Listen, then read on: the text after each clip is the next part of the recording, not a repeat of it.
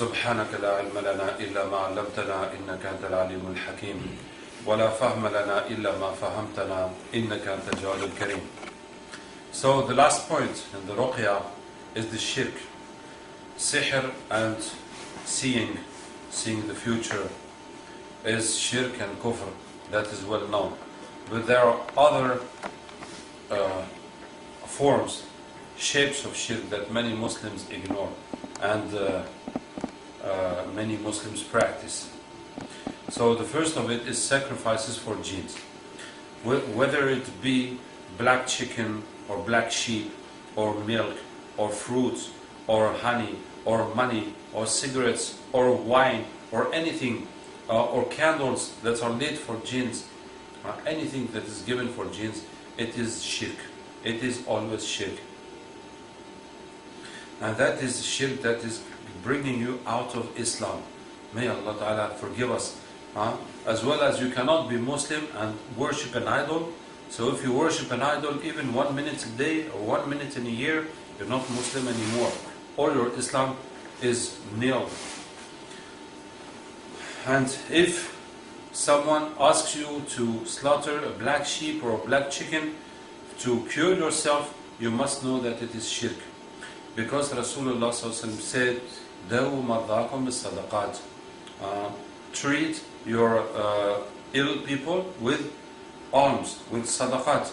But this sadaqah, there is no point in looking for a black sheep or a black chicken to make sadaqah. Whatever food you are giving or money you're giving to poor or clothes or help to a mosque, it is all sadaqah. That can cure your ill person. So when it comes to a black sheep and a black chicken, that is conditions that jinns give. Because in jinns' world, the black sheep is not the same as another sheep, and the black chicken too. So that is the conditions that jinns give. And when you do that for the jinns, even if you say Bismillah when you are slaughtering your sheep, it still is shirk, because you have done it for the jinns and it is for them. And the Bismillah you are saying is not going to change that. It's like if you are slaughtering a pork, so a pig, even if you say Bismillah or not say Bismillah, it is still a pig, it is always haram. So the first point in shirk is the sacrifices given to jinns. And the second point is using the names of jinns in writings or dhikr or dua. May Allah Ta'ala help us, because if you find some dua in some books that have some funny names inside, you must never use those dua. If it is Qur'an or hadith dua and you don't understand some words in that hadith, it is not a problem. You can use it because it is Qur'an or hadith. But if it is not Qur'an and hadith and it comes in any other book, you must never use those funny names. Because I am telling you, each and every time we check them out, it is jinns, and it is shayateen, and it is bad jinns, napak jinns, always. And I'm giving you some examples. These examples are very painful. Once I was in one city, and the second imam of the city told me that he also is treating people, and he has one dua, one prayer to treat people that he has learned from his father and grandfather and great-grandfather. They all were big imams, and they are passing each other on this very strong dua. And when he reads this dua on a nil person, the jinn will run away from him immediately and will be afraid from this dua and run away. But in this dua there are some words that he does not understand. Hashtabush, kashkush, tashtush, these kinds of words. So I told him that we cannot use these things. We cannot use, we only treat by Qur'an. And when we see things we say things we don't understand. We don't know what that can be. And he said, yes, Imam Malik, because we are Maliki, has said, وَمَا يُدْرِيكَ لَعَلَّهُ كُفْرٌ. How do you know? It could be kufr. When you are saying things you don't understand, you could be saying kufr, not even knowing it is kufr.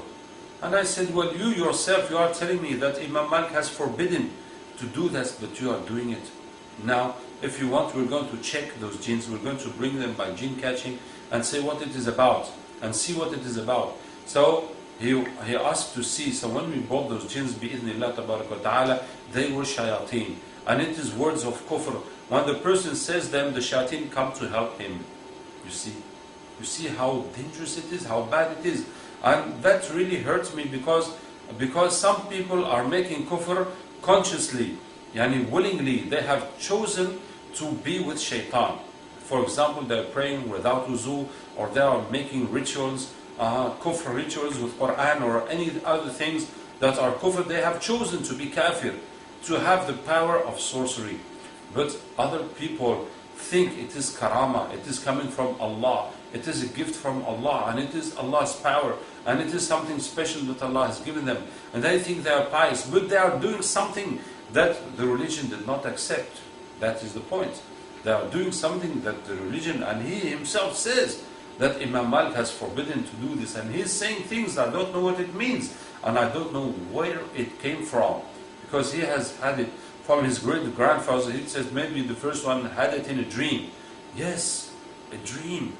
So what tells you that this dream comes from Allah, comes from shaitan? It is the content of the dream. So if that dream is giving you something that does not go with the religion, so you must refuse it. So that harmed me very much, because how all these big imams, leading people, are making kufr. Ya Allah. So not use jinns' names in dhikr or dua, or yani dhikr or dua or writings. For example, in many writings we find what? We find ilahi bihurmati yamliha maksalima kashfut tfati anus, etc.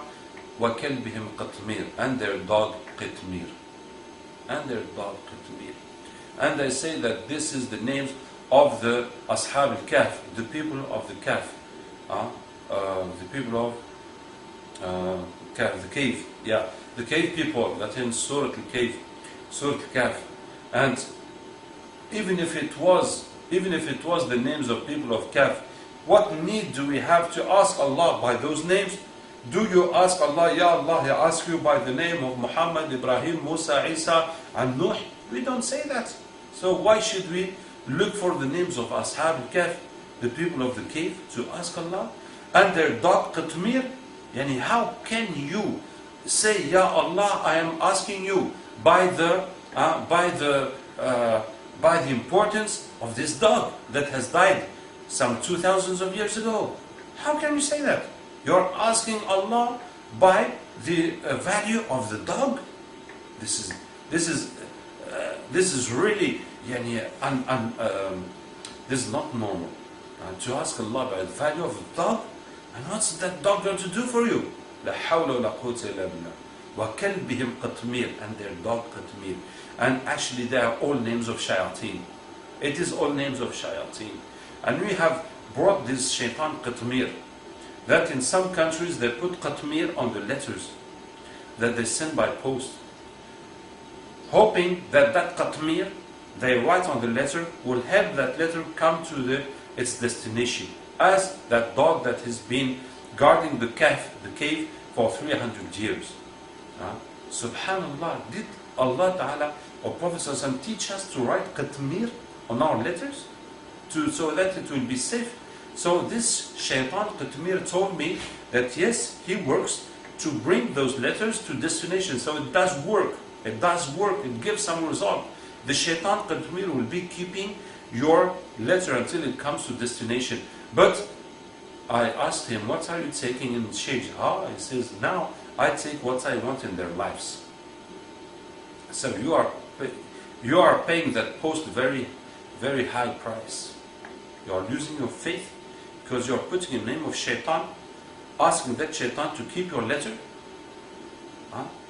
And he is going to take from your life money and wealth and health much more than what you have earned. So the second shirk is using the names of jinns in writing or dhikr or dua.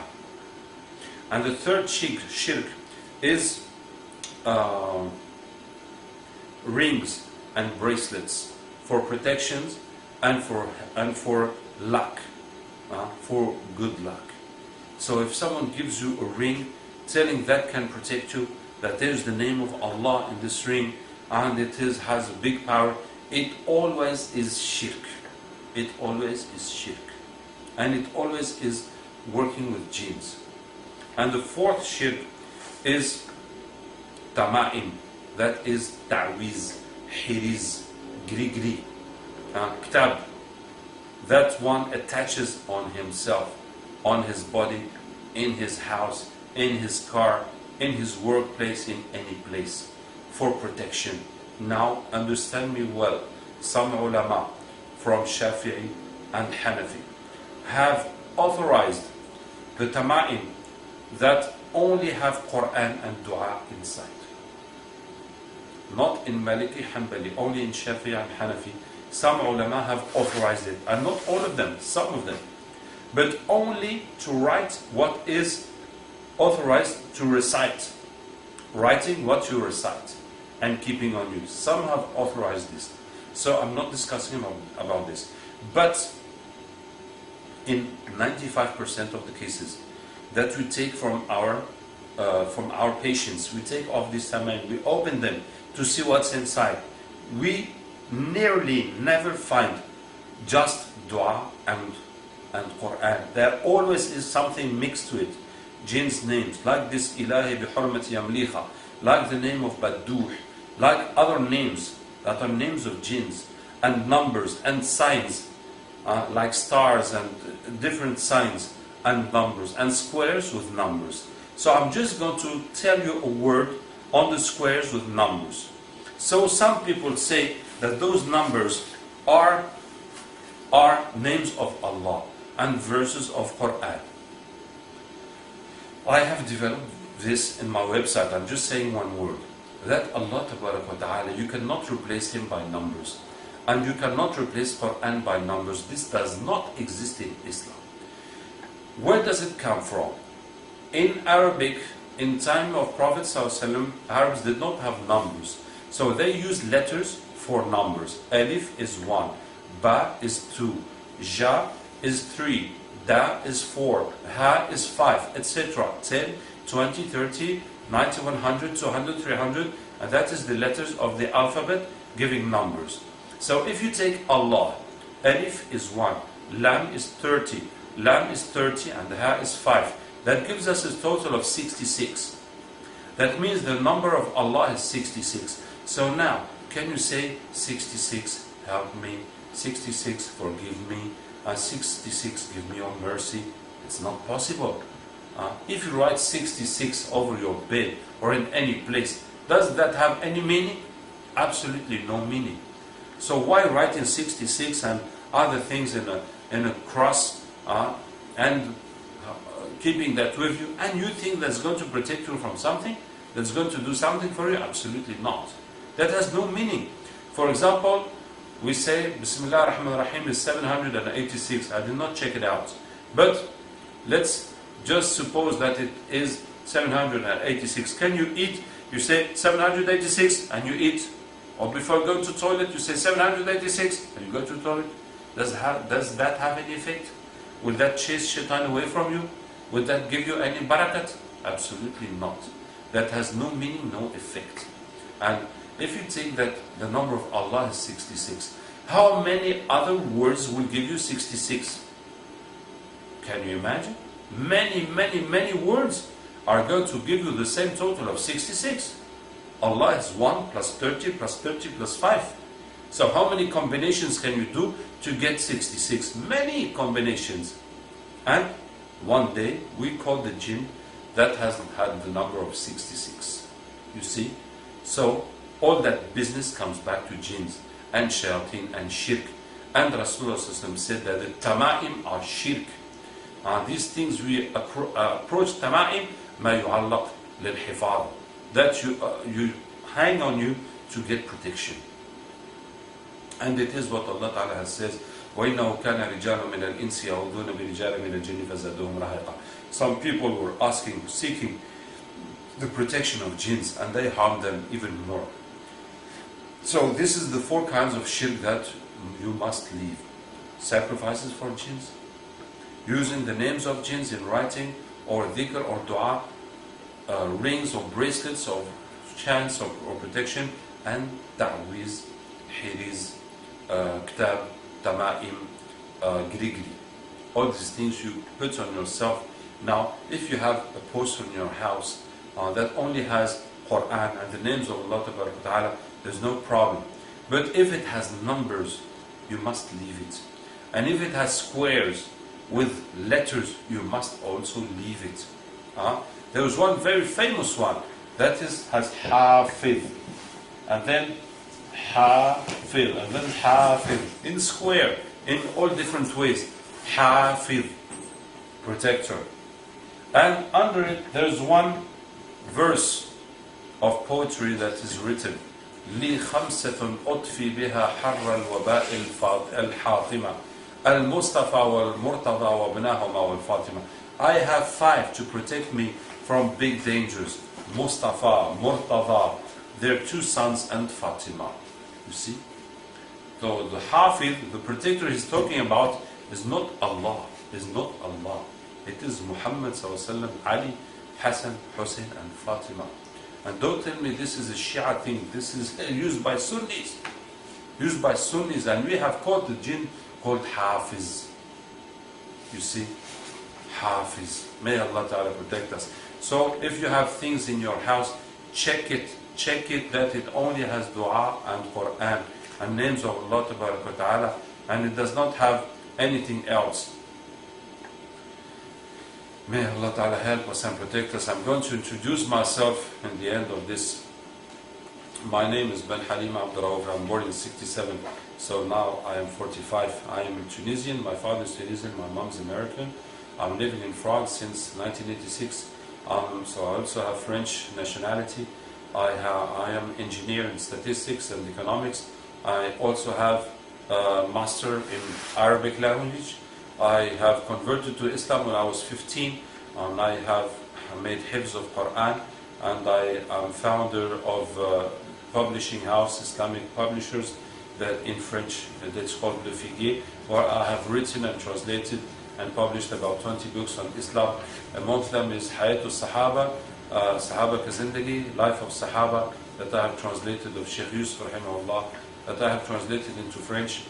Now I am practicing Ruqya professionally since 1997, now it is 15 years.